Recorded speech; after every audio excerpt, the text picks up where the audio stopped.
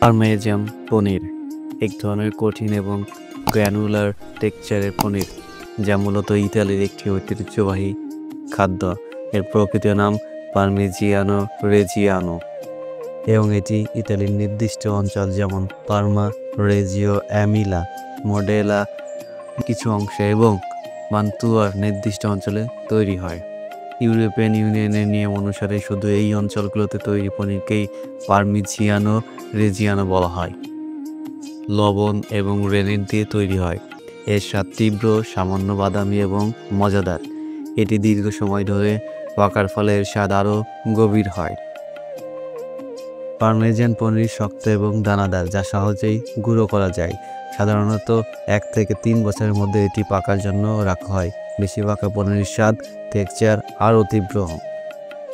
এটি মূলত স্যাডাল, রিসোটো এবং পিৎজার উপর গ্রেড করে দেওয়া হয়, যা সুস্বাদু খাবার হিসেবে পরিচিত।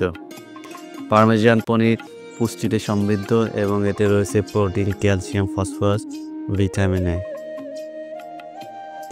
মডারেশন মেনে খাওয়া উচিত। এগুলোর মধ্যে একটি হিসেবে গণ্য করা হয়।